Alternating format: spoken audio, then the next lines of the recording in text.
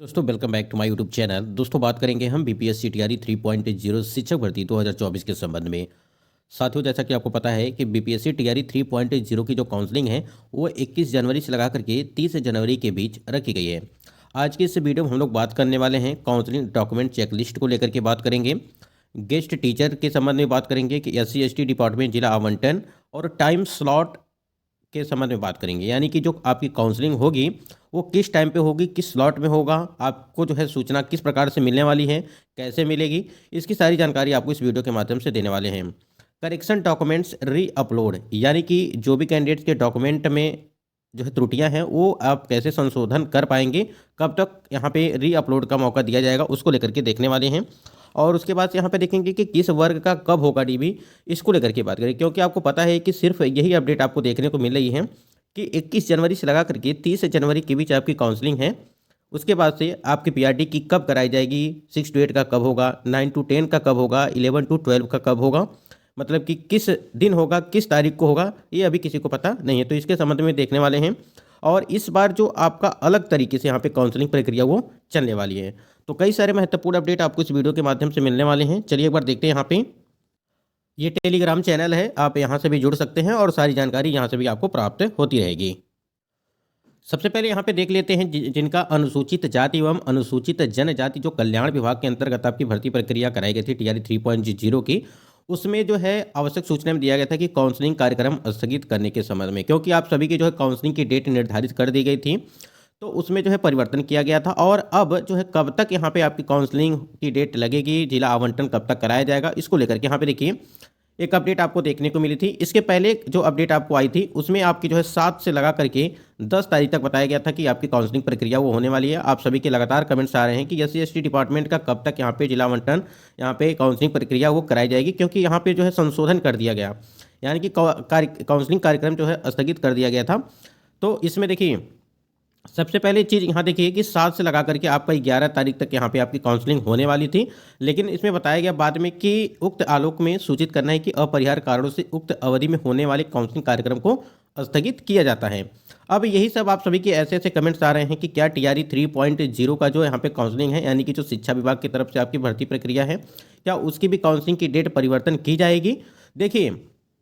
अभी आज आपका है 16 तारीख, ठीक है, 16 तारीख है और आपके कुछ दिन ही बचे हैं, लगभग 5 दिन ही बचे हैं, आपकी काउंसलिंग वो स्टार्ट हो जाएगी। और उसके बाद से आप समझ सकते हैं कि आपकी जो काउंसलिंग स्टार्ट हो जाएगी, लेकिन अभी आपका जो है कि पीआरटी का कब यहाँ पे कराया जाएगा, 6 to 8 का कब होगा, 9 to 10 का कब होगा और यहाँ पे 11 to 12 का कब होगा, यानी कि सिर्फ एक ही अपडेट आपको देखने को मिली है कि आपका जो है यहाँ पे 21 से लगा करके 30 जनवरी तक आपकी काउंसलिंग कराई जाएगी। जबकि आपको नोटिस एक जारी होने वाली है जिसमें आपकी पीआरटी 6 to 8, 9 to 10 और 11 to 12 की कैंडिडेट की काउंसलिंग किस दिन होगी, कब होगी, किस डेट पे होगी, किस स्लॉट में होगी, किस टाइम पे आपको जाना है, ये भी जानकारी आपको आने वाली है और किस प्रकार से आएगी उसको लेकर के भी हम लोग बात करेंगे। तो जो कैंडिडेट यहाँ पे SC/ST डिपार्टमेंट वाले हैं थोड़ा सा ध्यान दीजिएगा। अभी आपका जो इसमें काउंसलिंग को लेकर के जो बात की गई है जिला आवंटन को लेकर के कि काउंसलिंग आपकी तिथि बाद में निर्धारित की जाएगी, जिसे विभागीय वेबसाइट पर आप देख सकेंगे। देखिए SC/ST वाले जो कैंडिडेट हैं उनको जो है यहाँ पे टाइमिंग निर्धारित किया। देखिए यहाँ पे डेट यहाँ पे निर्धारित की गई थी आपकी कि काउंसलिंग कब होने वाली है। यहाँ पे देखिए 7 तारीख को, फिर 8 तारीख को, फिर 9 तारीख को, फिर यहाँ पे 10 तारीख को, यानी कि 4 दिन आपकी काउंसलिंग होने वाली थी, लेकिन इसे अपरिहार्य कारणों से जो है स्थगित कर दिया गया। तो हम इतना SC/ST डिपार्टमेंट वाले कैंडिडेट से थोड़ा सा आपको इंतजार करना पड़ेगा अभी, क्योंकि आपको पता है कि अभी आपका जो है शिक्षा विभाग की तरफ से जो भर्ती प्रक्रिया टीआरई 3 की है उसकी भी अभी जो है काउंसलिंग की डेट तो उसकी आ चुकी है 21 से लगा करके 30 के बीच, लेकिन अभी तक जो है उसमें कई सारी चीज़ें देखने को हैं। जैसे यहाँ पे अगर बात करें री अपलोड का, ठीक है, री अपलोड का मौका देना है, ठीक है। उसके बाद यहाँ पे बात करें अतिथि शिक्षक, ठीक है, अतिथि शिक्षकों का यहाँ पे संशोधित रिजल्ट आना है, ठीक है। संशोधित रिजल्ट इसलिए आना है क्योंकि आपको पता है कि 25 मार्क्स का, यानी कि 25 नंबर का वेटेज नहीं दिया गया, जिसकी वजह से कैंडिडेट यहाँ पे उन्होंने सुप्रीम कोर्ट में इसको लेकर के बात की और वहाँ से जो है ऑर्डर आया कि यहाँ पे 25 नंबर का वेटेज को लेकर के बात करते हुए सभी चीज़ें क्लियर की गई कि अतिथि शिक्षकों को जो है जिनका भी 25 नंबर का वेटेज नहीं दिया गया है उनको जो है 25 नंबर का वेटेज दिया जाएगा और संशोधित रिजल्ट यहाँ पे जारी किया जाएगा। तो इसकी वजह से जो कैंडिडेट क्या यहाँ पे 11वीं 12वीं में जो कैंडिडेट यहाँ पे सिलेक्ट हैं, क्या उनके रिजल्ट पर कोई प्रभाव पड़ेगा या नहीं पड़ेगा, इसको लेकर के अगर बात करें तो देखिए प्रभाव तो नहीं पड़ना चाहिए, क्योंकि आपका रिजल्ट जारी हो चुका है। अब जो इनका भी यहाँ पे अगर बात करें जो वेटेज दिया जा रहा है वो कितने वर्ष का है, कैसे है, क्योंकि 1 साल के लिए जो है 5 नंबर का वेटेज दिया जा रहा है, तो कितने वर्ष का है, कैसे है, वो जो है उसके बाद ही चीज़ें पता चलेंगी रिजल्ट आने के बाद ही। क्योंकि अगर नुकसान होगा किसी कैंडिडेट का, एक बार सिलेक्शन दिया जाता है दूसरी बार छीन लिया जाता है, तो ये कहीं ना कहीं दिक्कत हो जाएगी। और इसको लेकर के भी देखिए क्या कुछ होता है अभी। लेकिन अभी तक ये चीज़ें समझिए कि अभी आपका रीअपलोड का मौका यहाँ पे आयोग के द्वारा नहीं दिया गया है, लेकिन हम लोग प्रयास कर रहे हैं कि कम से कम सबसे पहले आयोग को रीअपलोड का मौका देना चाहिए। क्योंकि आज जो है आपका 16 तारीख है और लगभग हमको लगता है कि डिस्ट्रिक्ट अलॉटमेंट हुए आपका जो यहाँ पे अगर बात करें 6 दिन हो चुका है, 6 से 7 दिन, क्योंकि 10 तारीख को ही डिस्ट्रिक्ट अलॉटमेंट किया गया था। अगर यहाँ पे आयोग ने इस बात को थोड़ा सा ध्यान भी दिया होता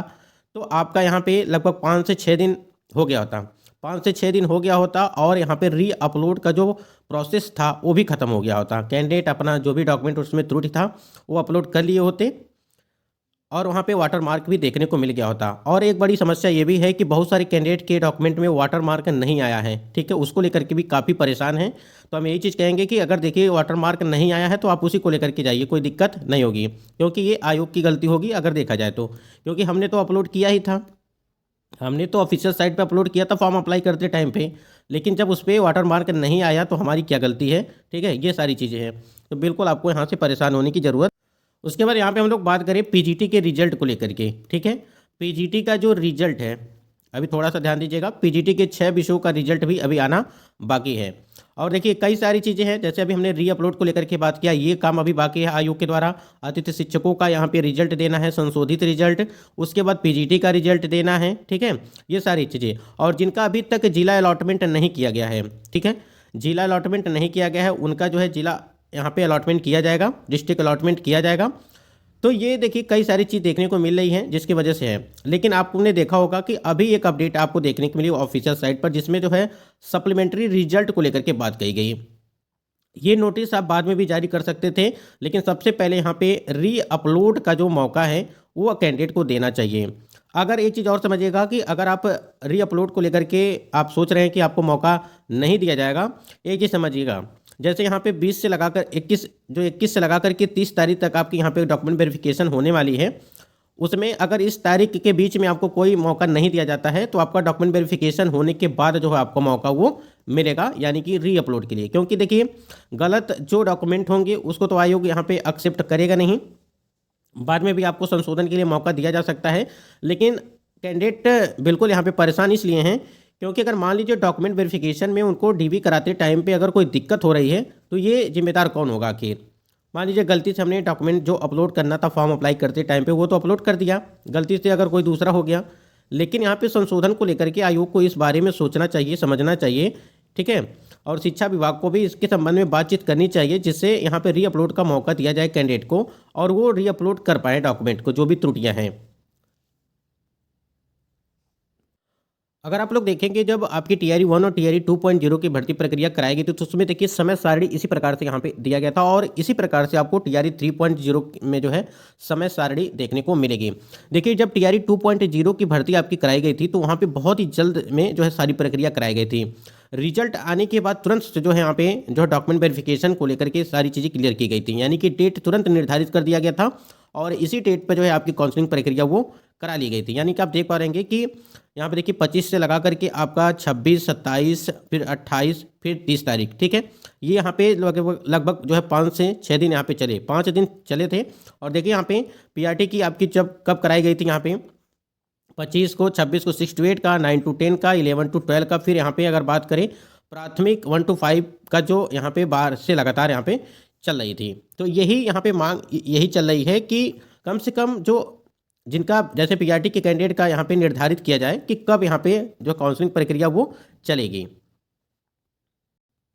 तो यहाँ पे अगर बात करें जो गेस्ट टीचर हैं, ऊपर आप देख पा रहे हैं कि जो गेस्ट टीचर है इनका जो है 16 के बाद बताया गया था कि 16 के बाद कोई निर्णय लिया जाएगा इसके संबंध में कि गेस्ट टीचर को जो 25 नंबर का जो वेटेज देना है इसको लेकर के।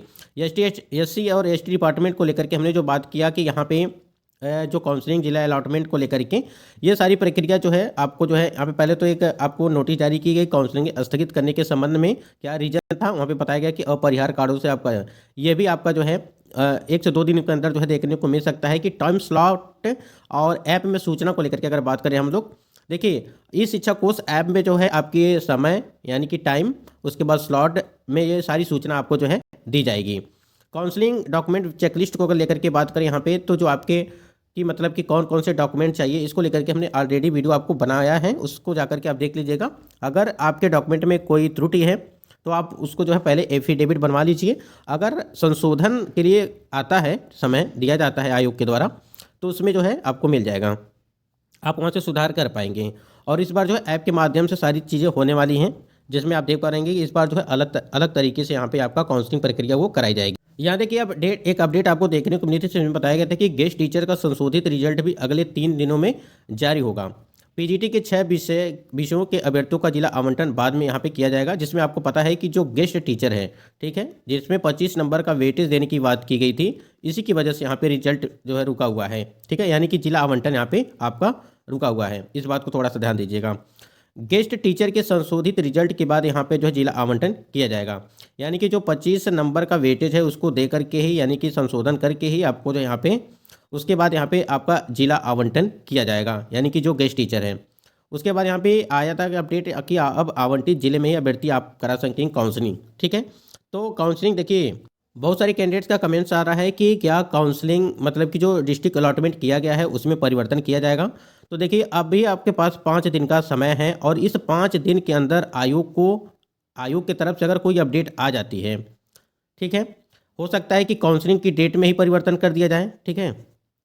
हो सकता है कि आपको री अपलोड का मौका दे दिया जाए, तो कुछ भी हो सकता है। सिर्फ 1 से 2 दिनों के अंदर ये सारी चीज़ें देखने को आपको मिल सकती हैं, क्योंकि बहुत सारे कैंडिडेट नहीं, जो अदर स्टेट के कैंडिडेट है खासकर अगर देखा जाए,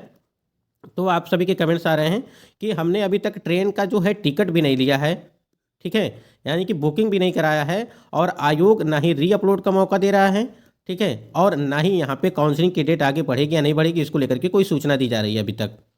तो ये सारी चीज़ें पहले आयोग को थोड़ा सा ये देख लेना चाहिए, उसके बाद से सप्लीमेंट्री रिजल्ट को लेकर के जो यहाँ पे अपडेट दी गई, ठीक है, वो तो दिया गया। बाकी जिनका टाई ब्रेकर से रुका होगा वो कैंडिडेट यहाँ पे तैयारी 1-2 नंबर से उनका सिलेक्शन तो हो ही जाएगा अगर रिजल्ट दिया जाता है। पहले भी आपके जो है 14,700 कुछ पदों पे आपके रिजल्ट आने वाले थे TI 2.0 की भर्ती में, लेकिन नहीं दिया गया। तो इस बार भी देखिए क्या कुछ होता है। अभी इसमें तो लगभग 21,000 या 22,000 के आसपास आपकी सीटें खाली हैं TI 3.0 की भर्ती में। तो ये कुछ महत्वपूर्ण अपडेट। वीडियो को ज़्यादा शेयर करेंगे तो यहाँ पे करेक्शन डॉक्यूमेंट री अपलोड तक ये सूचना जरूर पहुँचनी चाहिए आयोग को। और जो है यहाँ पे अब अपडेट आपको एक बार मिली भी थी कि री अपलोड के लिए जो यहाँ पे BPSC के सचिव हैं उनके द्वारा बताया गया था कि जब फॉर्म अप्लाई करते हैं तब अभ्यर्थी ध्यान नहीं देते हैं, और जब रिजल्ट आ जाता है तो करेक्शन को लेकर के यहाँ पे मांग करते हैं, ठीक है। तो पोर्टल वो खोलेंगे जब शिक्षा विभाग की तरफ से कुछ आएगा। देखिए शिक्षा विभाग को सभी कैंडिडेट मेल करें, ठीक है, ये सारी चीज़ें हैं। जिस प्रकार से यहाँ पे सप्लीमेंट्री रिजल्ट को लेकर के BPSC आयोग शिक्षा विभाग को मेल और स्पीड पोस्ट किया गया, उसी का असर देखने को मिला कि सप्लीमेंट्री रिजल्ट को लेकर के यहाँ पे आयोग के द्वारा नोटिस जारी की गई, और आयोग ने साफ साफ कहा है कि शिक्षा विभाग की तरफ से ही जब कोई अपडेट दिशा निर्देश जारी किया जाएगा तभी सप्लीमेंट्री रिजल्ट यहाँ पे जारी किया जाएगा।